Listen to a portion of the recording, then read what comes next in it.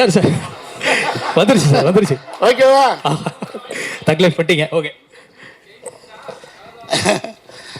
ரொம்ப கடந்த 15 நாளாக டே நைட்டு 24 ஹவர்ஸ் ஒர்க்கு. முன்னெல்லாம் சினிமாவில் வந்து எங்கேயாவது 10 நிமிஷம் டைரக்டர் கூப்பிடுவாரா, ஏதாவது ஒரு டைலாக் போடுவாரா, இவ்வளோ வாங்கியிருந்தும் ஒருத்தர் கூப்பிட மாட்டாங்களே அப்படின்னு ஏங்கின காலமெல்லாம் போய் இப்போ ஒரு 10 ப்ராஜெக்டு டே நைட் பண்ணிக்கிட்டு இருக்கேன் லீட் ரோலில். ஒரு 40-45 வரும்போது கொடுத்துருந்தா கூட பரவாயில்ல. இப்போ 60 வயசில் 24 ஹவர்ஸ், அதுவும் டே நைட்டில் காடு மேடெல்லாம் ஐயோ சொல்ல வேண்டாம். ஸோ தேங்க்யூ கண். ரொம்ப அசுரந்தானே வியந்த படம். அந்த காட்டுக்குள்ளே அந்த முயல் பிடிக்கும்போது அப்பா அந்த அது நான் ரொம்ப மெய் மறந்தது அந்த சீன். அன்றைக்கி வந்து இவங்க ஃபாதர் எனக்கு ரசிகர், ஃப்ரெண்ட், ரொம்ப ரசிகர். கருணா சார் என்னுடைய தீவிர ரசிகர் ஃபார் டைலாக்ஸ், அப்புறம் ஆக்டிங், எவ்ரிதிங் ரொம்ப ரசிப்பார். அவர் ரொம்ப சீனியர் என்னை விட. பட் அவ்வளோ என் மேலே ஒரு கருணை, ரசிகர், ஒரு எக்ஸ்ட்ராடனரி ஒரு அக்கறை எடுத்துக்குவார். அதை பற்றி நான் அப்புறம் பேசுகிறேன். ஸோ அவருடைய சன்னு அந்த நடிப்புக்காக இவருக்காக போனேன். கருணா சார் பையன் நடிக்கிறதாக போனேன். ரொம்ப எக்ஸ்ட்ராடனரி அசுரன், கங்க்ராச்சுலேஷன். அந்த மாதிரி படங்கள் தமிழ் சினிமாவில் இருக்கணும். அது வெற்றிமாறன் சாருக்கு தான் தேங்க்ஸ் சொல்லணும். அடுத்து கர்ணர் சார் படம் பண்ணுறாரு அப்படின்னாங்க. படம் பண்ணுறாரு, சின்ன பையனாச்சே, இப்போ தான் 18 ஆயிடுச்சா இல்லையான்னு டவுட்டு. இருந்தாலும் நான் போக முடியல, ஷூட்டிங் டே நைட் இருக்கிறதுனால. நான் இப்போ ஒரு புது என்ன பண்ணுறேன்னா, இந்த 20 வருஷம் 15 வருஷம் 18 வருஷம் 25 வருஷம் திரையில் இருந்து வெளியில் வராத, அறிமுகம் இல்லாமல் போராடிக்கிட்டு இருக்க ஒரு 200 பேரை தத்தெடுத்து என்னை அந்த படத்துக்கு கூப்பிட்றாங்க.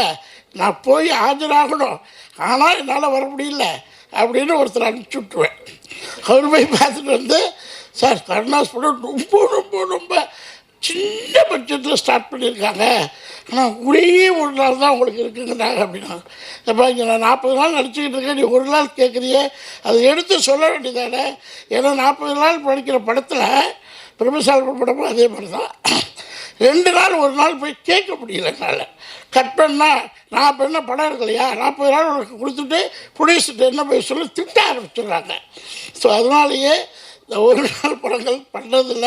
பட் சின்ன ஒரு யங் ஜென்ரேஷன் பண்ணும்போது யூத்து எல்லோரும் அடுத்த சேதுபதி மாதிரி இருக்கும் அப்படின்னு நான் கணிச்சிட்டு டேட் கொடுத்தேன்.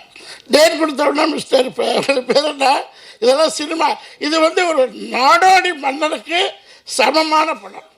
அந்த கதையை சொல்கிறேன். எம்ஜிஆர் ஜெயிச்சால் மன்னன், தோத்தால் நாடோடி. இது நடந்துச்சா? ரிப்போர்ட்டர்ஸ். எம்ஜிஆர் ஜெயிச்சா அந்த கதை இன்னைக்கு ரிவைண்ட் ஆகுது. கரெக்டாக கருப்பையா? இல்லை கோச்சிக்காதுங்க, நான் சொன்னேன். இந்த படம் நடிக்கும்போது ஃபஸ்ட்டு எனக்கு மேனேஜர் பேமெண்ட் பேசுகிறார்.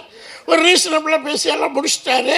நடிக்கன்னு பேசியாச்சு, அட்வான்ஸு போட்டு விட்டாரு, நடிக்க போயிட்டேன். திடீர்னு கருப்பையாட்ட கூப்பிட்டு, நான் டேட்டு வாங்குறதே பிரச்சனை இல்லை சார், நான் ரொம்ப கஷ்டப்படுறேன். ஒரு நான் அசிஸ்டன்ட் டேரக்டர் சொல்லலை, ஒரு சின்ன ப்ரொடியூசர், நான் உங்கள் அப்பார்ட்மெண்ட்டில் இருந்திருக்கிறேன், எனக்காக சப்மிட் பண்ணி கொடுக்குறாரு. நான் சொன்னேன்ப்பா, டேட் வாங்குறது ஏற்கனவே நான் டபுள் பேமெண்ட் வாங்கிட்டு இருக்கேன், கம்பெனியில் தான் டேட் வாங்குகிறேன். ஆனால் ஒன்று மட்டும், நீ எனக்கு கொடுக்குற காசு 20 மடங்கு வரலன்னா நான் அந்த பணத்தையே திருப்பி தந்துடுறேன்னு சொன்னேன். இந்த படம் கருணாஸ் ஜெயிக்கும், பணம் கொட்டும் அப்படின்னு முதல் நாளே சொன்னேன். என்ன சார் உண்மையா? இல்லை, இது கருப்பையாட்ட சொன்னேன். கண்ணு என்ன கூப்பிடவே மாட்டார். நான் போய் கோடை இருக்கு ஒருத்தர் இருப்பார், உங்கள் இதில் கோடை இருக்கு, அவரை படாத பாடுபடுத்திட்டேன். ஏப்பா என்னை கூட்டு உட்கார வச்சுருக்கீங்க, அங்கே பஞ்சாயத்து ஷூட்டிங் போகல, என்னங்கப்பா பேசணும்ப்பா, அது யூத்து டீப்பு, அந்த லண்டன் பையன் தான் போய் ஒப்பிட்டு உட்காந்துருப்பேன். அவன் அந்த கேரவல்ல ஒரு ரூமில் ஒரு 2 ஆர்டிஸ்ட் இருக்கலாம், 3 இருக்கலாம். லேடிஸாக இருந்தால் 5 பேர் இருக்கலாம். லேடிஸாக தனியாக சொல்கிறேன். ஜென்ஸு 3 பேருக்கு மேலே தாங்காது, அடிதடி வந்துடும். சின்ன ரூபு, அதில் ஒரு 20 பேர். யார் பார்த்தீங்கன்னா கென் கேங். யார் பார்த்தீங்கன்னா இப்போ ஒருத்தர் போனால் அவன் வந்து நான் சொல்ல எஸ்டன் டைரக்டா நோ கென் கேங். அவன் போய்ட்டு இன்னொரு பொண்ணு லேடிஸ் காஸ்டியூம் நினைக்கிறேன். எனக்கு காஸ்டியூம்லாம் நான் எப்போதுமே ஒரு 25 லட்சம் ரூபாய்க்கு சினிமாவுக்காக எடுத்த காஸ்டியூம் 2 BHK வீட்டில் இருக்குது, யூஸ் பண்ணிக்கிங்க. 25 லட்ச ரூபா கஷ்டகாலத்தில் சம்பாதிச்ச காஸ்ட். அதில் இது கொண்டு ஏன்னா என்னுடைய பேட்டர்ன் மாற்றுறதுக்காக ஆஃபீஸர், கலெக்டர், கமிஷனர், தாசில்தார் அதை மாற்றி ஒரு ஃபேமிலிக்குள்ளே என் மாதிரி ஒரு யூத் டைரக்டருக்குள்ளே வரணும். இப்படி தேங்க்யூ கருப்பையா. நான் உச்சத்துக்கு டெக்ஸ்டைலில் போயிட்டு லாஸ்ட்டில் வந்தேன். இப்போ சினிமாவில் வச்சோம்னா 300 rupees per month சேலரிக்கு பாம்பேயில் போடுவேன். 400 கோடி பிஸ்னஸ் பண்ணிட்டு தான் வந்தேன். சினிமாவில் பர் டே 200 rupees. அரண்மனை உள்ளு க்ரௌட் ஆர்டிஸ்ட் இன்றைக்கி ஹாப்பி சர்வைவல் பண்ணலாம். லக்ஸுரி லைஃப் இன்னும் நல்ல சினிமாவில். பட் கென்மாரி யூத் அந்த டீம், எனக்கு என்னோட அசிஸ்டன்ட் டைரக்டர், கோ டைரக்டர், அந்த மாதிரி டீம்லாம் என்னை வளர்த்துட்டு போவாங்க. அதில் ஜெய்சன் ஒருத்தர் 200 ரூபாய்க்கு நடிக்கும் போகும்போது யூத்தாக இருந்தார். இப்போ 2 கோடி ரூபாய் படம் பண்ணார். அவரில் என்ன 18 மணி நேரம் கேரளிலே குளிக்கிறது, கேரளில் பாத்ரூம், கேரளில் சின்ன ரூமு, பெரிய கஷ்டம். எல்லாம் 24 hours கேரளில் வச்சு என்னது புளிக்கிறாரு. ஸோ அடுத்த படத்தில் கென்னு எனக்கு ஒரு 10 days ஆகுது கொடுத்து ஒரு என்ஜாய். நான் போய் பெரிய பெரிய டைரக்டர் படத்தில் நடிக்க போகல, 100 கோடி படத்தில் நடிக்க போகல, 200 கோடி படத்தில் நடிக்க போகல. யங் யூத் பீப்புள்கிட்ட கருப்பையா மாதிரி ப்ரொடியூசர்கிட்ட நடிக்கணும்னு ஒரு ஆர்வம். அதுக்காக ஒரு 15 படம் இப்போ புக் பண்ணியிருக்கிற சின்ன படங்கள். என்ன மாதிரி எல்லா ஆர்டிஸ்ட்டும் வந்து இந்த யூத் டைரக்டர்ஸு அவங்களுக்கு சப்போர்ட் பண்ணி ஒரு ஃபேமிலியாக நம்ம சக்ஸஸ் கொடுப்போம்.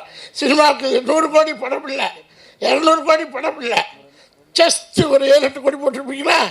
7-8 கோடியில் பான் இண்டியா சக்ஸஸ். 7-8 கோடி இல்லையா? இவ்வளோ ஆர்டிஸ்ட் இருக்காங்க. சாப்பாடே கிட்டத்தட்ட ஒரு 50 லட்சத்துக்கு மேலே போயிருக்கு. கேமராமேனோட தகராறு என்னன்னா, கென்னோட சண்டை போட்டால் கட் பண்ணிட்டு கோடேட்டு தகராறு. கேமராமேனா இவர் ரவி வர்மாவிலேருந்து டாப் 10 கேமராமேன் ஃபிலிம் இண்டஸ்ட்ரியில் எல்லாரோடையும் போய் உட்காந்து அடிச்சுட்டு வந்திருக்கேன். எல்லோரும் ரசிப்பாங்க.